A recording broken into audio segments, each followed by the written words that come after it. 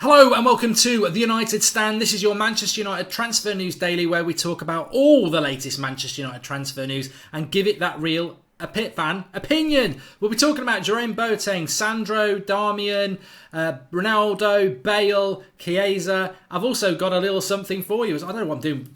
Nothing like that. I was just going to scare people off, not stripping. I've also got a little something for you extra as well, which is my theory on the Fellaini situation, which might upset you, it might please you. But we'll talk about that in a few minutes. Let's start off with Federico Chiesa, who plays for Fiorentina. And apparently Manchester United are in for the £62 million Italian WonderKid. What's he all about? Well, I don't know whether I mention it much on this channel, but I mention it a lot on That's Football, which is, you need to be on that That's Football YouTube channel. I'm on it. Watch along today. Russia World Cup. Get on it. And also, link in the video description, our free World Cup predictor, United Stand League Super Brew. We'll talk about that in a bit. But let's talk about Federico Chiesa. So, I do watch a lot of Serie A. I do watch a lot of it. It's the homeland for me. I'm Italian, but I do watch a lot of it. And he's a very, very good player. Let me just say to start off, he's a very, very good player. There's some good Italian players coming through, I think, and young Italian players coming through, and he's very, very good. He's a bit like Bernardeschi, who was also at Fiorentina, wasn't he? And he went to Juventus. So good player. Chiesa. Where does he play? I mean, the ridiculous thing about this is, let me tell you what he's all about. First of all, he's quick, he's hardworking, he's skillful, he's good off both feet. He can play anywhere along the attack. He can play as a number 10. He has actually played as a fullback. He wouldn't be a box-to-box midfielder or a centre defensive midfielder. He'd be very much an attacking player. I suppose he could be box-to-box. You could manipulate him into that, but effectively, he's 5'9". He's quick. He's skillful. He's good off both feet. And he's got the potential to be a superstar of the future. I don't think he's coming to Manchester United. I don't really understand why we're in for him. Actually, let me retract that a bit. Of course he could come to Manchester United because we do need an attacking player. And I think, I think this lad could be better than Griezmann. The thing I would always say is, and I always say this, yes, I watch a lot of Serie A, but I'm never totally confident about players transforming from Serie A to the Premier League because there's a big difference in speed. And some people do it, some people fail. And I don't know whether he'd be ready to do that at 20 years of age. Also, he predominantly plays off the left. I mean, how many more players are we going to sign who are more comfortable on the left? We've got Sanchez, we've got Martial, Rashford. We need a right-sided player. And 62 million, I don't think United would spend that on a 20-year-old, again, who needs development. And would he want to come and play for Mourinho, who's got a terrible record for development? So it's full of no's for me. But I tell you what, if we did sign him, I'd be very, very excited because he's a very, very good player. And I'm intrigued by the reports linking us to him. I mean, there's nothing strong. It's not Di Marzio or anything like that, who obviously has got great connections in Italy. But it's an interesting one. The reality is, I bet he'll end up going to bloody Liverpool because he's an half-decent player and they seem to be going after people I quite like. But I don't think United will be in for him, but he's a very good player. And he's a very good player to keep your eye on. Unfortunately, not in the World Cup because Italy aren't there. Anyway, staying in Italy, very interesting report yesterday I saw on Tutto Sport that basically Darmian to Juventus is taking a little bit longer than people expected.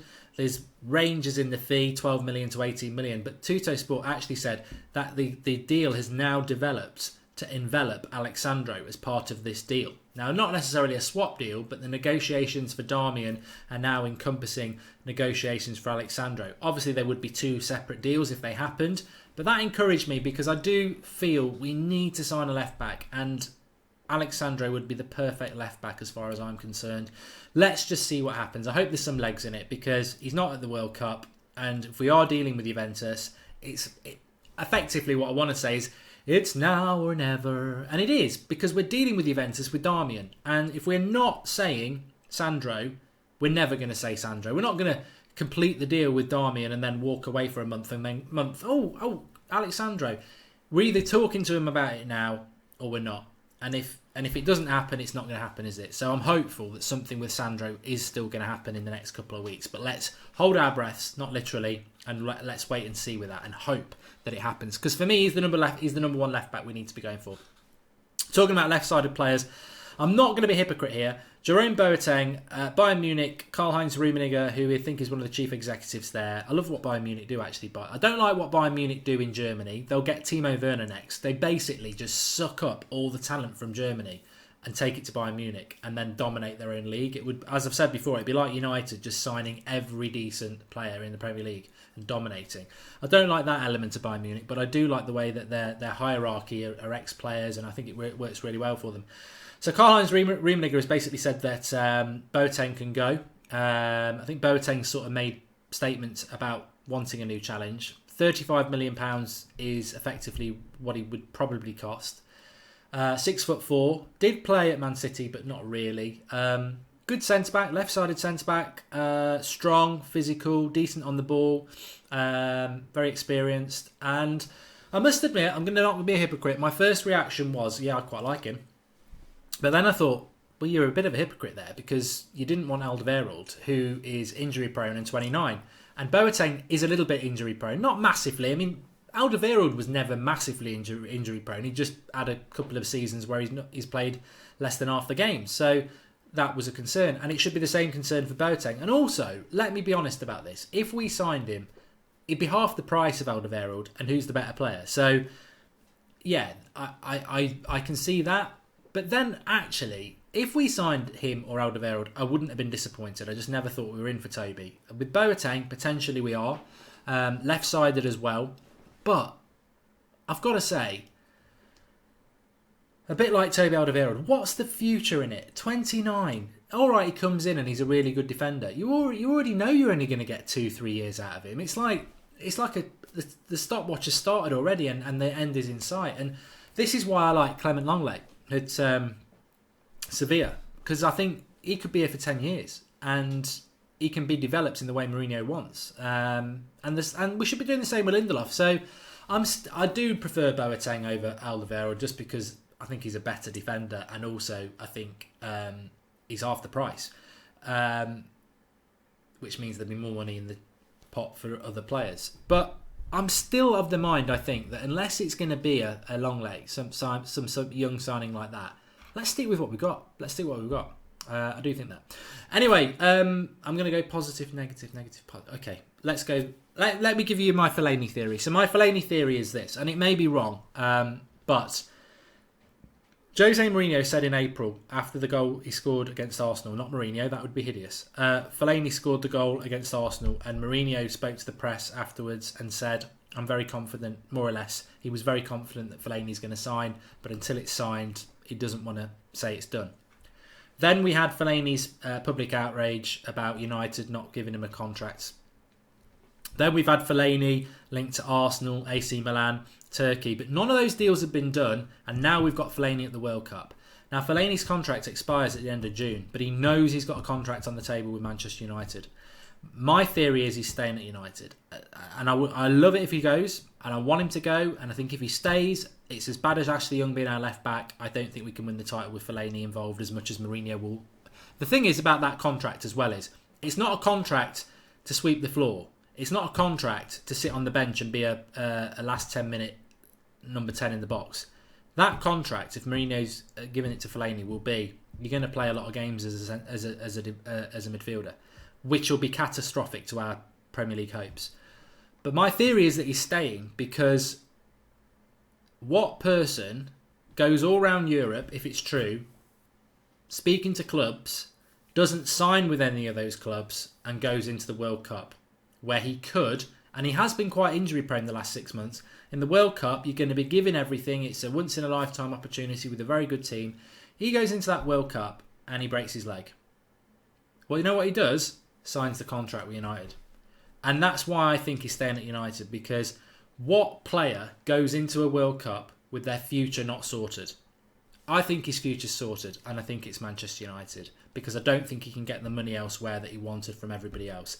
Because, and also, if it was Arsenal, if it was AC Milan, if it was somebody from Turkey, it would have been announced by now. There's just no way in my mind that you go into a World Cup and not know what your future is. And what's the contract we know he's got? It's the United one. So I think he's staying, and I hope I'm going to be wrong about that, and it is only a theory, but if you want to get in the comments and tell me why I'm wrong, I'd love to read it and believe that you're right. So, but yeah, I just don't see how he goes into the World Cup taking such a major risk unless he knows that his future's sorted. And I think his future sorted would probably be Manchester United.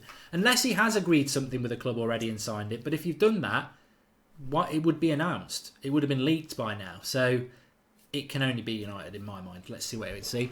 And also, just wanted to touch very, very quickly on Gareth Bale and Cristiano Ronaldo. Real Madrid manager meant to be being unveiled maybe today, certainly in the next week, I think. He'll get to work, and hopefully that will speed up anything that we may be involved in with Real Madrid. I know it's pie in the sky, Bale and Ronaldo, but I don't think either one of those will leave, and we should be at the front of the queue to try and do those deals. Surely we should. Anyway, I'm back. A little bit of news for you at the end. Please do drop a like on the video for the Football Daily, as usual, and get your comments in below, because I've spoken about a lot of things. Please do that. Also, I will be live at 9 o'clock. So whatever time you're watching this, 9 o'clock may have already gone, but do get on the United Stand at 9 o'clock because we've got the Premier League fixtures coming out. So I'm just going to do a very quick show in reaction to the fixtures. So join me at 9 o'clock for that. The live stream comments might already be open, so get onto there. And then the second thing, link in the video description for our World Cup predictor. This is a United Stand league. We've got about 500 people in it at the moment. I want to get 1,000. There's loads of you.